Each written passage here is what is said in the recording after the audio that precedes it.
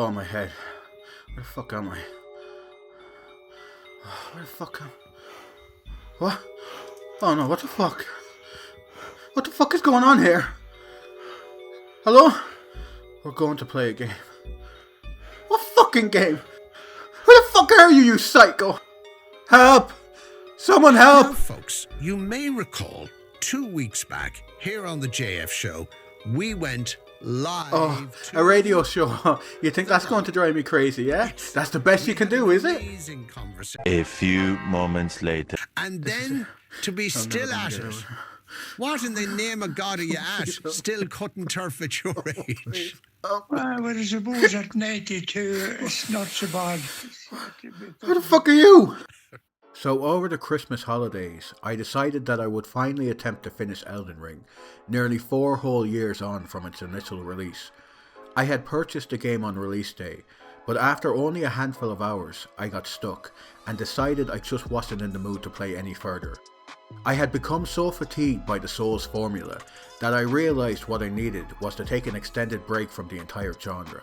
Hollow Knight, Star Wars Jedi Fallen Order, Lords of the Fallen, The Surge, Neo. These games were everywhere, and while I enjoyed many of them for the most part, I couldn't help but feel that I was playing the same game over and over again, but with slightly different worlds and bosses. It's worth noting that I've never been a massive Dark Souls fan.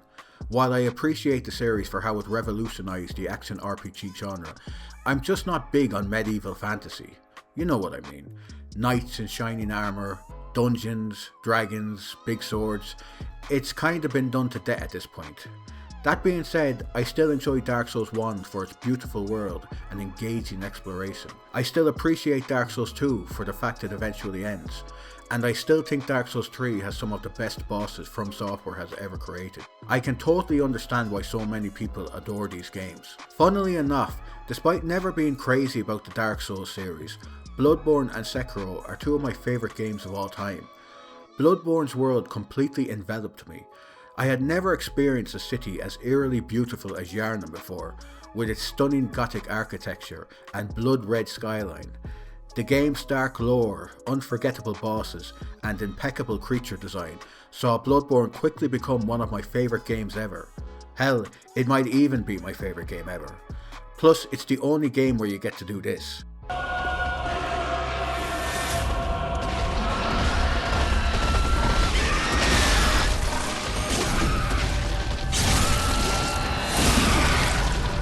Hey buddy, I don't really want that smoke in my lungs. After what you just had up your ass, are you fucking kidding me? Sekiro, on the other hand, didn't really feel like a Soulslike at all, due to its simplistic RPG elements. It more than made up for this, however, with its incredible movement options, fun stealth, and an absolutely stellar combat system revolving around parrying your enemies' attacks. It also has possibly the greatest final boss of any game I've played. It still wasn't a perfect game, however. Some of the platforming sections can be a bit off. And the AI can be very exploitable at times. But to be fair, that's true of most From Software games. Putting the game's small niggles aside, this is still one— oh, for fuck's sake! So yeah, while I wasn't a huge fan of the Dark Souls series, I could still appreciate the potential this genre had through playing games like Bloodborne and Sekiro, and it was seeing that potential that eventually convinced me to give Elden Ring another try. And now that I have completed the game, all I can say is, wow, was I ever missing out these last 4 years. Straight up, this is my favourite open world game ever. The lands between are massive and full of optional dungeons to explore, bosses to fight, and loot to find.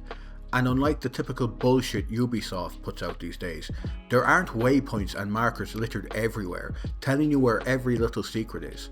No, when you make a discovery in Elden Ring, it's your discovery. You're not spoon-fed where to go. Instead, the game constantly rewards you for exploring off the beaten path yourself. The game doesn't hold your hand and is a much better experience for it. I usually find open world games to be incredibly dull and lifeless. It sometimes feels like an AI generated these huge worlds because they feel so unbelievably soulless. Elden Ring combats this in a few ways. Firstly, the lands between are beautifully designed and clearly handcrafted by a group of very talented artists and designers. The different areas look visibly distinct to one another and have their own unique architecture, dungeons and enemies.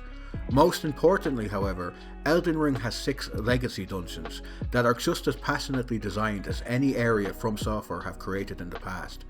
Take Lindell for example. You'll reach this area at around the halfway point of the game. By this stage, most players will probably think the game's best hours are behind it, and that from here on out, it will be a linear gauntlet to the end. Instead, you are presented with what is possibly the biggest, most detailed area From Software have ever designed. This city is full of optional pathways, bosses, and secrets to find. You could easily spend 10 hours here and not find everything. And that is what Elden Ring does so well. It constantly kept throwing surprises at me, long after I thought From Software had exhausted all their ideas. Does that mean the game is perfect? Not at all. Elden Ring frequently pissed me off with its cryptic design and repetitive side dungeons. Its biggest flaw, however, has to be its insane reuse of previously fought bosses. While many of the bosses in Elden Ring are predictably phenomenal, you will unfortunately be fighting most of them multiple times. Take the Godskin Duo boss fight for example.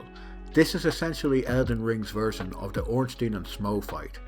It's one of the toughest encounters in Elden Ring, and should have been a late game highlight. Unfortunately, by the time I reached this fight, I had already fought both these chucklefucks several times in optional dungeons. It just ruined what would have otherwise been one of the best fights in the game. Godfrey is another example. You'll fight an easier version of this guy about 2/3 of the way through the game. Fair enough, you might think. But then the penultimate boss fight in the game is this guy again. Only this time he has a second form. Honor Lou.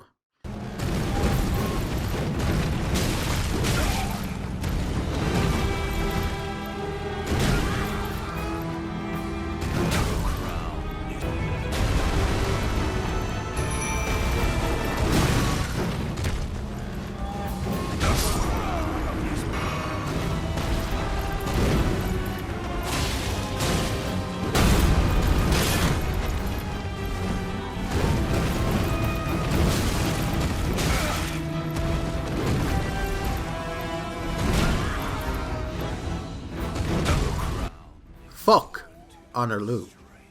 It's a shame that so many fights are reused in the game, because otherwise I think Elden Ring is as close to an objectively perfect game as you can get. In fact, with how much AI is being used in game development these days, it will also probably be the last true masterpiece developed entirely by humans. I love Elden Ring.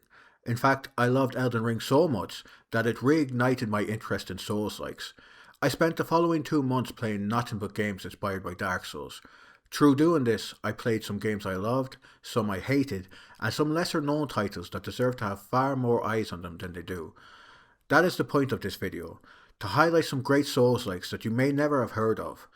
Also, I know some of you are going to comment, wait, doesn't Iron Pineapple already do something very similar to this? Yes, he does, but I didn't discover Pine's channel until I was several days into this video's production, so fuck off. What the hell? Hello? Can you hear me? Yes, I'm here. Are you okay? I was kidnapped and woke up chained to this desk. Yeah, I'm dealing with the same shit myself right now. Did you also get a saw by any chance? Oh, yes, my friend.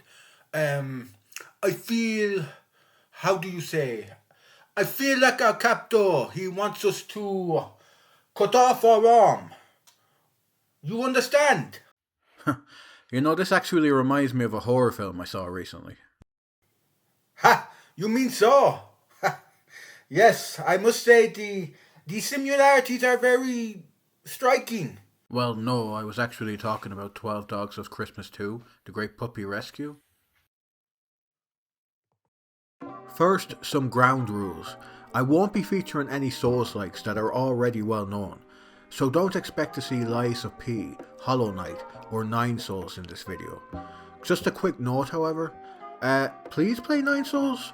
I know a lot of people get bored of the game during the first few hours, and yes, the opening hours are pretty bad, but once you get through those rough first few areas, you'll be treated to not only one of the best Soulslikes ever made, but also one of the best Metroidvanias too.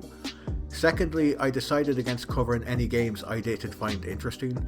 So for example, I originally intended to cover Tales of Iron for this video, but I just didn't have a lot to say about it. It's a fine game, but hasn't got an original bone in its body. So with that, let's get started. The first game I want to talk about in this video is Thymesia. Remember Amnesia? Well, it's back, in Thai form. Thymesia is an action RPG that takes clear influence from games like Bloodborne, with its gothic setting, fast-paced combat, and unforgiving difficulty. The game was developed by Overborder Studio and released for most modern systems back in 2022. When I initially decided that I wanted to create a video based on obscure Soulslikes, Thymesia was one of the first games I wanted to check out, mainly due to its numerous similarities to Bloodborne. Upon starting up the game for the first time, I was instantly impressed by what a small development studio situated in Taiwan was able to accomplish on a modest budget. These guys are obviously massive fans of From Software, and especially Bloodborne. And despite any issues I may have with this game, it's clear that the developers poured a lot of love and passion into this project. Unfortunately, one of the most disappointing aspects of Thymesia is its story and world building. The game's narrative revolves around a plague that is currently affecting an entire kingdom, killing all animals and turning humans into grotesque creatures. You play as Corvus, an alchemist who may be the key to destroying this plague once and for all. This premise of a plague affecting a kingdom or city has been done to death in video games, and unfortunately, Thymesia does nothing to separate itself from the crowd. Most cutscenes use these cheap-looking still images to flesh out the story. And while there are plenty of notes and documents to be found, littered throughout the world, I found very few of them to be interesting or informative. Another thing to note is that Thymesia does not have a semi-open world, similar to games like Dark Souls or Bloodborne. Instead, Thymesia opts for a more linear, level-based system, akin to something like Demon Souls. While this makes sense, given the small budget the game probably had, it severely limits the scope of Thymesia's world, especially when you consider that there are really only 3 tiny different areas in the entire game. Finally, if you are expecting a similar playtime to other Soulslikes out there, you are going to be very disappointed. My initial playthrough clocked in at around 9.5 hours, and that was with doing all side content included with the game. Anyone who decides to skip this optional content could easily complete the entire game in half that time. While this all sounds very negative, it's worth noting that Thymesia is not a full priced release, with the game being priced around €25 or dollars. On top of that, the game is constantly on sale, and I was able to recently pick it up for only €8. At that price, Thymesia is an absolute bargain. Thymesia may be lacking in terms of lore and world building, but it more than makes up for this with its gameplay. First thing I want to point out is that this is a rather simplistic action RPG compared to most others out there. There is no equipment to worry about, or different primary weapons to toy around with. While all this might sound like a massive negative, the lack of having to mess around in menus for minutes at a time really allows Thymesia to keep a brisk, engaging pace for the majority of its runtime. Thymesia predictably starts with a short tutorial area where players are introduced to the game's mechanics. A lot of this stuff will already be familiar to anyone who has ever played a Souls-like before. You can dodge, block, and attack. When you die, you lose all your experience points and are given one attempt to reclaim them, etc, etc. Where Thymesia differentiates itself from other Souls-likes, however, is with its combat system. For one thing, your primary attack will not kill an enemy outright. Instead, it leaves wounds on the enemy, which will heal over time. Only by using your secondary claw attack can you reduce the wound gauge and finally finish off the enemy. While this sounds convoluted, it actually works pretty well and stops players from simply button mashing their way through every encounter. Also, instead of blocking attacks at just the right moment, parrying is accomplished by throwing a projectile just as an enemy attacks. Yes, this is almost identical to how parrying works in Bloodborne. However, you can upgrade these projectile attacks to allow other cool bonuses, like instantly teleporting over to an enemy upon executing a successful parry. Once you complete this tutorial area, you come face to face with this insane looking motherfucker, and in true Souls-like fashion, he trounces you in about half a second. You then awaken sometime later in a young child's house with no idea of how you got there. At least that's what David told the police. So this is your hub, and from here you can level up, find a few secrets, and travel to various different locations littered around the kingdom. This should all sound very familiar to anyone who has played Demon's Souls before, as that game also had a central hub, which could be used to travel to different locations. Thymesia's areas serve as short levels where you traverse a semi-open map, search for secrets and upgrades, battle tough foes, and face a challenging boss at the end. These levels are well designed for the most part, even if they can look a little simplistic at times. It's here where you can begin to see the game's budgetary limitations. Environmental design is such a pivotal thing to get right in a Souls-like, and while Thymesia has some unique locations, like a library almost flooded with blood, most of these areas will do little to drive a player's imagination. As you'd expect from a small indie project, Thymesia's areas are quite small and compact, with it being possible to complete most stages in around 20 minutes or so when you know what you are doing. However, there are opportunities to explore off the beaten path to find supplies and secrets. Again though, don't be expecting Elden Ring levels of openness here. Thymesia is about as linear as Souls-likes get. As you'd expect, most of your time will be spent in combat, defeating all manner of foes. As far as Souls-likes go, Thymesia is definitely more on the easy side. You'll die a lot during the first few hours, but once you level up a few times, the game quickly loses a lot of its challenge. This is mostly due to how leveling works in Thymesia. Upon collecting enough souls, you can rest at a beacon and level up your stats. Surprisingly, there are only 3 stats you need to worry about in Thymesia: Strength, Vitality, and Plague. Having fewer attributes to focus on means that you'll have no issue becoming overleveled pretty quickly. On top of that, each time you level up, you will also gain a talent point. These points can be used to enhance your weapons and skills. Some of these enhancements are massively overpowered and will make later areas in the game an absolute cakewalk. Finally, by finding skill shards, you can unlock Reaver weapons. These basically function as secondary weapons that can be used as long as you have enough mana to do so. At the start of the game, I found many of these weapons utterly useless and just forgot they were even a thing for several hours. However, once you unlock and level up some of the later weapons, they straight up break the game. I used the Reaper weapon during the final stretch of the game, and it just made those last few chapters laughably easy. In fact, the game's lack of challenge is probably my only major issue with Thymesia. As a few other reviewers of this game have pointed out, Thymesia starts off very challenging during its opening hours, but by about the halfway point, you'll feel like an unstoppable god. I'm not quite sure why this is the case. Maybe enemies and bosses don't level alongside the player? Or it could be that it's far too easy to level up your stats too quickly. The first boss of this game perfectly illustrates my point. This guy just absolutely wiped the floor with me when I first faced him, to the point where I honestly felt like Thymesia would just be too challenging for me to want to bother with. I only had a single dodge at this point in the game, so I decided to focus on blocking instead, which is just not ideal in a game this fast. However, after several attempts, I finally started to get his moveset down, and had no issue punishing any mistake he made. It felt super satisfying finally beating this prick, until I discovered he had a second form. Odor's second phase took me even longer to beat than the first, but it felt incredibly satisfying to finally put this guy down for good. So that was my experience fighting Thymesia's first main boss. Here's my first attempt at the game's second main boss fight.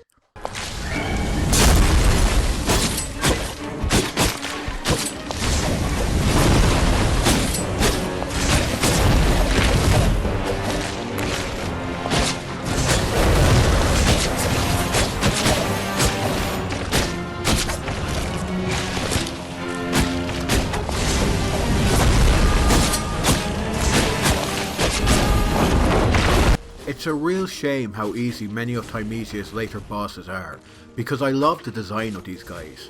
It's clear the developers poured some real effort into making these bosses as visually grotesque as possible, so it's a shame when you are then able to obliterate them with no real effort. For players looking for a real challenge, however, there are more difficult side missions you can attempt. So upon completing an area for the first time, additional side quests will unlock. Many of these are, and I'm showing restraint here, complete shit. Just the usual fetch quest bullshit you've done a million times before. However, if you want to fight every boss in this game, you will need to complete these side objectives in order to unlock them. I'd say it's worth the hassle though, as these optional boss fights are some of the biggest highlights in the entire game, with Erd in particular being one of my favourite fights from any Souls-like I've played. Completing this side content will also change what kind of ending you get as well, but as I said previously, Thymesia's story is not its strongest aspect. I know this review has kind of skewed negative, but I want to reiterate that I did enjoy my time with Thymesia. Its combat is fun, exploration is enjoyable, and some of the bosses are definitely memorable. For an indie project, Thymesia is very impressive, and is definitely worth trying out whenever it goes on sale. A solid 7 out of 10. So, you do this YouTube thing for a living, no? No, it's just a hobby really. Okay, and what you do before YouTube? Well, I used to create game trailers for developers, but a lot of them eventually decided they didn't want to work with me anymore for some reason. Where's my fucking daughter?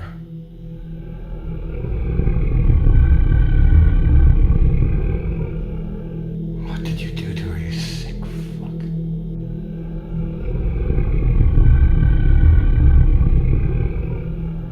Where's my fucking daughter?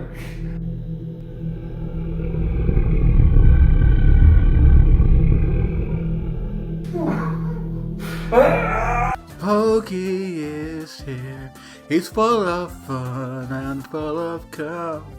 He's gonna fuck up your life and then take your fucking wife.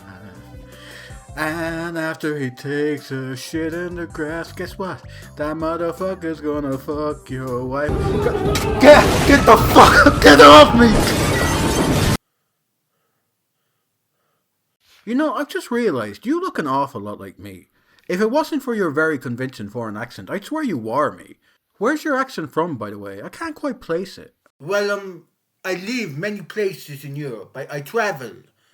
I travel a lot, and I pick up different accents, you know? So, yes. Wow, that's really interesting. You've just answered any potential questions I, or my viewers, could have possibly had about your accent. Thank you. You are welcome, my friend. Okay, so I'm probably cheating with this one, but the developers themselves have said that they took inspiration from Dark Souls for their game's combat and boss fights. So while Sinner Sacrifice for Redemption is not a Souls-like in the traditional sense, I still wanted to talk about the game, because if nothing else, I found it to be a very interesting experience. Sinner Sacrifice for Redemption is considered an action RPG, but it's far closer to a one-on-one fighting game. For one thing, there is no leveling up in Sinner Sacrifice for Redemption. Quite the opposite, in fact. Expect to lose every valuable piece of equipment and gear you have by the final boss. Sinner Sacrifice for Redemption, I'm just going to call it Sinner from here on out, begins with a very pretty animated cutscene that gives us some kind of idea of who our protagonist is. The player is then transported to a linear path where they are taught all of the game's core mechanics in a brief tutorial. This tutorial area played far more like a traditional Souls-like than I was expecting. However, 5 minutes later, the reality of what this game actually was became very clear. So upon reaching this large area, the player is presented with several stone tablets they can interact with. Each of these tablets will lead you to a specific boss fight. However, to even gain access to these boss arenas, you first need to sacrifice a specific stat, weapon, or piece of equipment. So for example, facing one boss may require you to first sacrifice some of your health and stamina, while another boss may require you to sacrifice some of your potions instead. Since you are able to tackle the game's bosses in any order you choose, you are given some choice over which traits you wish to lose first, which is an interesting and strategic twist on the usual boss rush formula. So upon entering one of these portals, you are shown a brief cutscene giving an insight into the backstory of the boss you are about to fight. These cutscenes are lovingly animated, but I found many of them difficult to fully understand. The majority of them seemed to be overly cryptic just for the sake of being cryptic. Once the cutscene ends, you are immediately thrown into the boss arena with barely any time given for you to get your bearings. Whatever boss you decide to tackle first will almost definitely be a pushover, as you will basically have all your equipment and weapons at this point. Your starting equipment includes throwing spears, a sword and a shield, a heavy weapon that must be dual wielded to use, 7 potions that essentially serve as your Estus flasks, pots that burst into flames upon hitting a target, and an item that adds fire to your weapons. As you might imagine, having access to all this equipment at the beginning of the game makes the first few boss fights rather trivial. However, as you lose more and more of your equipment, the fights start to become unbelievably tough, with the final boss I chose to fight taking me over an hour to defeat. So how are the bosses themselves? Well, I found most of them to be competently designed, with a few standouts that I really enjoyed fighting. Whoever did the monster design for this game also did a fantastic job. I thought each boss had a varied and unique moveset, which stopped fights from ever becoming too stale. So far so good, right? Well, unfortunately, there is one aspect of gameplay that is so botched it almost caused me to quit the game outright several times, and that is the camera. I can't possibly overstate just how shit this camera is. At first it might not seem like the worst thing ever, until you lock onto a boss, that is. When locked on, the camera for some fucking reason decides to place itself directly behind the player, which means that objects are constantly getting in the way of the action, making it difficult to see what you or the boss are even doing. Worse still is the fact that it's almost impossible to gauge how close you are to a boss with this perspective. In Dark Souls, the lock-on camera is deliberately placed above you and your target, so that you can accurately gauge distance. This is kinda important in a game where you die in only a few hits, believe it or not. It's hard to understand just how the developers managed to screw up such a key aspect of most Soulslikes. On top of that, some of these bosses are just downright bad. Take this guy for example. Yordo is a centurion Roman warrior who is able to command his squad of men to attack you. He can even arrange his squad into different formations in order to protect himself or to attack you from different directions. It's such a cool idea for a boss fight, and I'd imagine a more competent developer, like From Software, would really be able to make this concept sing. But here it's just an absolute mess. You are constantly being attacked from soldiers who appear from nowhere, and it is almost impossible to attack Yordo himself, due to the absurd amount of enemies constantly getting in your way. Oh, and forget trying to kill these guys first. The game's atrocious camera will make that practically impossible. But I guess my point is that even when Sinner is at its absolute worst, it's still showing you interesting and cool ideas. So by this point, it probably sounds like I don't recommend this game, but that isn't exactly the case. I did enjoy my time with Sinner, Sacrifice for Redemption. It's pretty unpolished and can be very frustrating at times, but it's a breezy little boss rush game that only took me 4 hours to complete, and I enjoyed most of the bosses I fought. You should absolutely only give this a go when it's on a deep sale, but there are far worse ways to spend a couple of hours. We are going to have to work together, my friend, if we are to escape this nightmare. I agree, but what can we do from here? Well, you have a phone, no? That's a good start. Dude, what are you talking about? I don't have a phone. The phone you have in your hand. Okay, I think someone's seeing things. There's no phone in my hand, dude. Well, yes, you do. Use it to call the police. Alright, dude, we've all had our fun, okay? We really need to figure a way to get the fuck out of here. You're holding it like this. Probably recording one of your shitty videos. Yeah, alright, I'm going to go, if it's all the same to you. What are you? What the fuck are you? Fuck. Alright, you're clearly having a meltdown. Anyways, guys, remember to hit that subscribe. What are you talking to? I can't even fully remember how I learnt of this game's existence. And once I had, all I remember thinking is, wow, I really don't want to play this. The main protagonist looked like those photos women would report me for. The environments almost gave me a headache to look at with their overly saturated colours, and combat looked like a worse version of God Hand. I quickly forgot about the game, until about a month later when I found it on sale for €5. I thought to myself, why not, and dedicated a few hours to giving the game a fair chance. and I gotta say, one of the best decisions I've ever made. Despite receiving relatively mixed reviews at launch, I found Class Artifacts of Chaos to be one of the most interesting and well designed Soulslikes I've ever played. In fact, the game has since gone on to develop a very passionate cult following, with many players citing its deep combat and touching story as major strengths. Even one of the game's developers, Carlos Bordeaux, was surprised by the giant disconnect between critics and players. Quote, "I don't think we ever had such a giant disconnect between the critic scores and the players. Class stands at an incredible 95% Steam approval rating, and the press are mostly meh." End quote.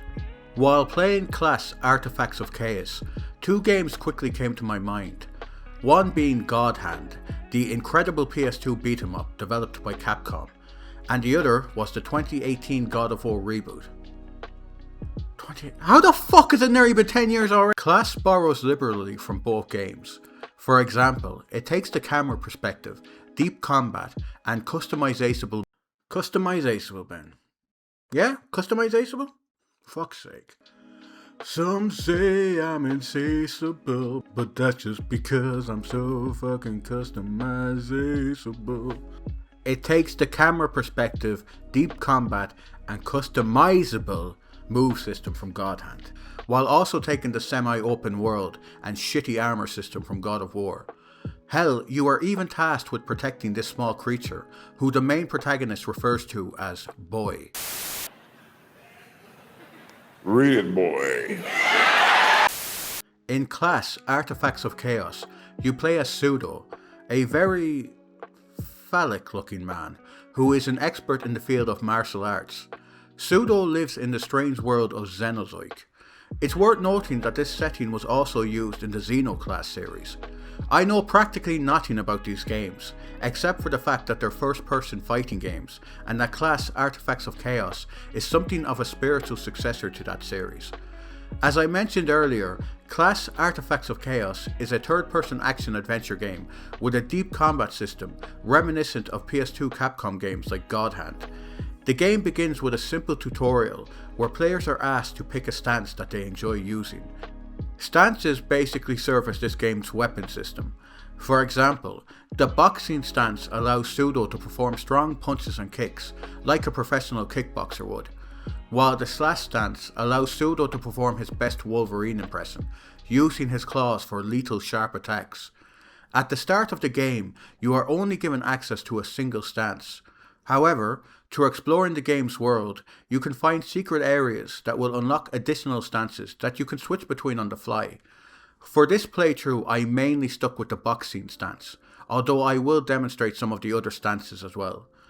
Upon choosing your stance, you will awaken in Pseudo's camp. This place basically serves as a tutorial area, allowing players to get used to important gameplay mechanics, like parrying and dodging. As you might imagine, Class Artifacts of Chaos can be an incredibly challenging game, so I recommend everyone spend at least a little time in this area, getting to grips with the game's mechanics. The game will do very little hand-holding from here on out. For the first hour of the game, combat will probably feel quite rudimentary to most players. However, it won't be long before Pseudo begins to unlock additional moves and stances. So while exploring the area near his home, Pseudo stumbles across an old man being confronted by a dangerous looking creature. It seems like this beast is forcing the old man to partake in something called the Ritual. The Ritual is essentially a dice game, where players take it in turns to roll their die, in the hopes of getting a higher total than their opponent. I'll go more in depth about how the Ritual works later, but for now, all you need to know is that this old guy loses and gets his shit kicked in. Pseudo sees all this going on, and decides to teach this prick a lesson. You killed him. Get out of here, hermit! This is none of your business. I have another artifact. You don't want to end up like the old man. I don't have any dice. Then I've already won. I get to hit you first. One of those sentences is true. After the fight, Pseudo finds a strange bird-like creature near the body of the old man. It turns out that this little guy was the grandson of the dead man. Feeling sorry for the cute fucker, Pseudo picks up the boy and promises to deliver him to someone who can take care of him. And with that, the two set off on their quest. From here on out, the world becomes substantially more open, with several paths available to the player at any one time. Class's level design was actually inspired by Bloodborne's, and I can think of few better games to take inspiration from for your world design. The game also has other features present in many Soulslikes, like bonfires and Estus flasks. So for example, every now and then, you'll find these areas where you can set up camp. From here, you can use the tent to recover your health, and the pot to brew different varieties of potions. These essentially serve as your Estus flasks, and can be restocked at any camp. There is also a dummy totem, where you can level up your attributes. So far, so Souls-like. But where Class actually differs itself from other games in the genre is in its death mechanic. So in most Souls-likes, when you die, you essentially lose any experience points you currently had in your possession. However, you are usually given at least one more attempt to regain your lost XP. Die again before claiming your lost experience, and it's gone forever. Class works a bit differently, in that when you die, instead of losing your experience, you are given one final chance to reclaim your body by taking control of Wooden Pseudo. Who is Wooden Pseudo? Why can you only play as him at night? Well friend, if you expect me to waste 10 seconds of my life to go look up those answers, you clearly expect far too much of me. If you successfully reclaim your body, the game then shifts back to daytime, and Pseudo is able to continue from where he died. If Wooden Pseudo dies before reclaiming your body, however, you are sent back to the last camp you rested at, with any experience you gained since your last save gone for good. As I said earlier, combat at the beginning of the game isn't anything too special. You have access to one stance, with which you can perform a series of basic combos. However, as you progress through the story, you will occasionally find these hidden totems, which will allow you to unlock further special attacks and stances. You can have up to 2 stances and 3 special attacks equipped at any one time, which gives the combat system a massive amount of depth. By the end of the game, you will have enough tools at your disposal to perform some absolutely insane combos.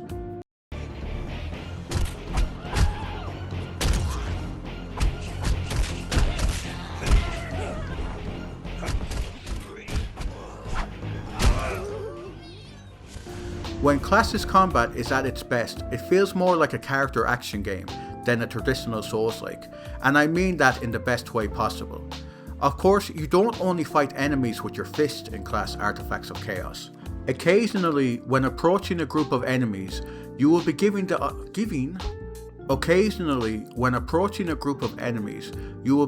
opportunity to initiate the ritual. As I mentioned earlier, the ritual is a fairly simplistic dice game, although there are a few interesting mechanics that help keep the minigame engaging. So when the game begins, both players choose one of their artifacts and place them within the game area. Artifacts are basically buffs that can prove to be really helpful during certain difficult encounters. So for example, if you play the Strike First artifact and then go on to win the game, you will be allowed to attack your enemy first, dealing a huge amount of damage. Of course, if you lose, you will need to deal with whatever artifact your enemy has used. There are several different types of artifacts, including one that shrouds the entire battlefield in fog, and one that prevents enemies from moving. Again, these artifacts can prove useful, but they in no way break the game or guarantee victory against your opponent. So anyways, once you've chosen your artifact, the game begins with each player rolling their dice in the hopes of getting a higher total than their opponent. However, there's a twist. Players also have access to items called totems, which can radically change the game in a single turn. Totems come in several varieties. Some will destroy all dice in a certain area. Others will affect any dice in a certain sector of the play area. Once the round comes to an end, the player with the lower total loses and must deal with the negative effects of whatever artifact their opponent has played. Overall, I would consider the ritual to be a very fun optional minigame. And that's the key word here, optional. Aside from a very small number of mandatory encounters, you are never forced to play the ritual against any of your opponents. It can be a useful tool against bosses or difficult foes, but the game can just as easily be beaten without ever playing it. The ritual serves more as an ingenious storytelling mechanic than an actual important aspect of gameplay, but to say more would spoil some of the story's best moments. Speaking of the story, the one thing I was certain Class was not going to have was a compelling narrative. However, Ace Team were somehow able to secure the incredibly talented Jonas, to write Class's story. So for anyone who doesn't know who this dude is, he wrote the incredible narratives for the Talos Principle 1 and 2. The dude clearly knows how to write a compelling story, and I think Class might be his best work yet. Despite initially not caring about Pseudo or his quest to save his little bird friend, the bond that these two form with each other over the course of the game is so real and genuine that I was genuinely struggling to hold back tears by the game's ending. In my honest opinion, Pseudo and Boy are right up there with Joel and Ellie in terms of iconic father-child duos in gaming. I really don't want to spoil anything about this game's brilliant story, so I'll leave it there. I feel like I've only scratched the surface regarding everything I love about Class, but I'd really like to leave this game's biggest surprises for you guys to discover on your own. Simply put, Class Artifacts of Chaos blew me away. It has a great story, fantastic combat, and an incredible soundtrack that's worth the price of admission alone. Hell, even the game's environments, which I initially wrote off as generic and ugly, began to impress me more and more the further into the game I got. There's even a photo mode for capturing some of these beautiful vistas. You know, as long as you don't mind phallic objects appearing in all your pictures. You can see the grain from the high-speed film. There's sort of a penis in my mouth right here. Class is an underrated masterpiece, and I really hope that if nothing else, some more people decide to give it a go because of this video. Is now the new home for cricket in the county of Roscommon. And this is Friday. Congrats, Joe. I don't know who you are, but you have officially broken my spirit. Good news. Where did you get the alcohol from? Oh hey, so yeah, my handcuffs weren't secured properly. Now before you ask, I've searched this house from top to bottom, and there's no phone with which to call the police, I'm sorry. When was it set up? No.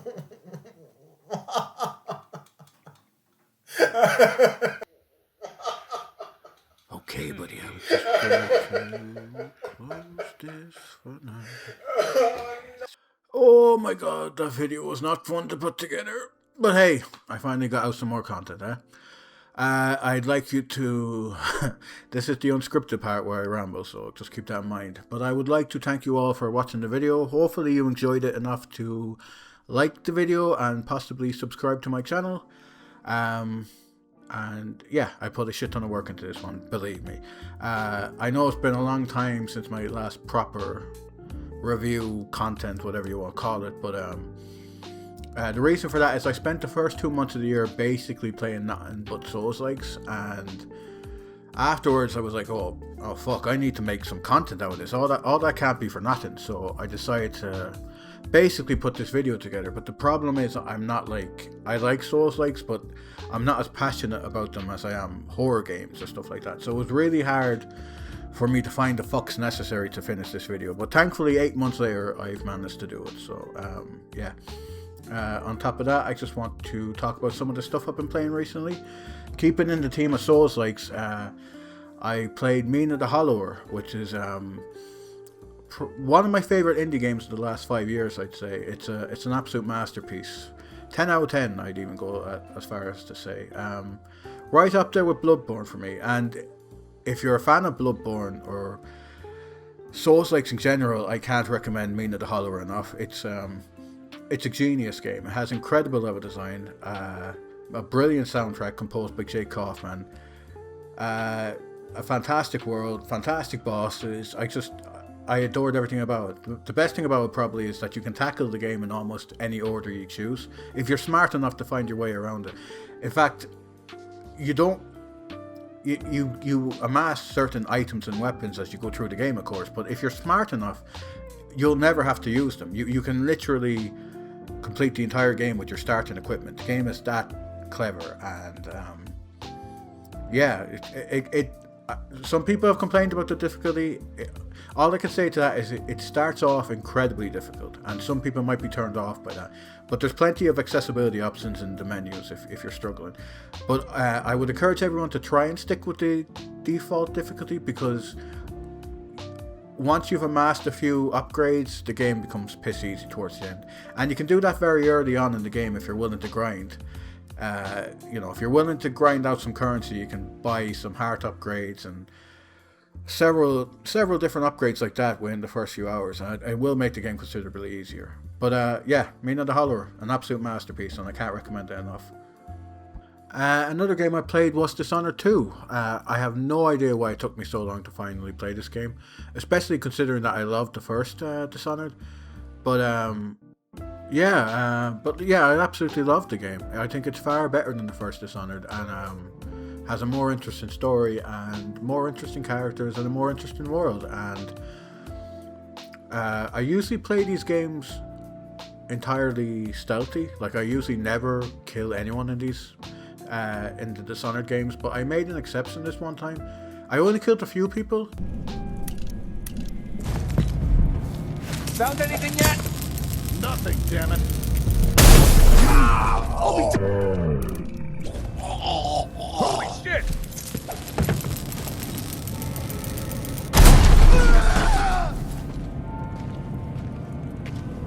Look everywhere!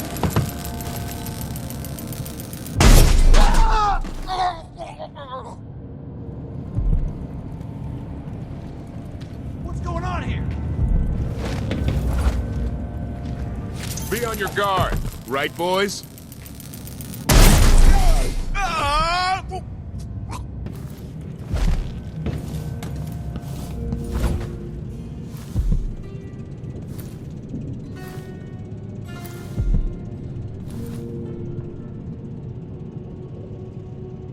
I still got an overall good karma rating by the end of the game, but I have to be honest, it's kind of more fun to be a lunatic sometimes. And it also made me realize how fucking insanely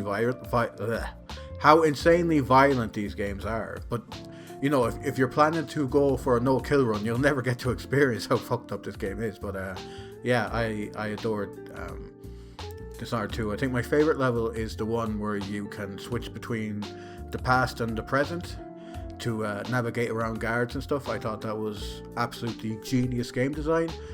The Clockwork Tower was pretty good as well. Maybe not as amazing as some people said, but Dishonored 2, incredible game. Way better than the first in my opinion. However, I think the game I played more this year than all the others is Hitman World of Assassination. What can I say about this game? It's the greatest stealth game ever made. It's one of the funniest games ever made. It's one of the most intelligent games ever made. It's absolute genius. For people who don't know, Hitman is a spy game or a stealth game developed by IO Interactive, the guys who are now working on the Bond franchise, or the Bond video games, I should say. And honestly, I couldn't think of a more deserving team to be given the Bond license. This is the ultimate spy game. The best thing about Hitman, ask any fan about Hitman, and the thing they'll say they love the most is the sheer freedom. Like, I can't think of many other games where you can improvise to this extent. There are hundreds of ways to kill your targets in these games. Everything from sniping them from miles away to running up and blowing their heads off. Obviously, if you want the best rating, you'll want to go for a silent assassin, which requires you to basically kill your targets without anyone ever knowing you're there. Which, some people. But the best thing about Hitman is you don't have to play it that way if you don't want to. You're given complete freedom, and yeah, it's a masterpiece.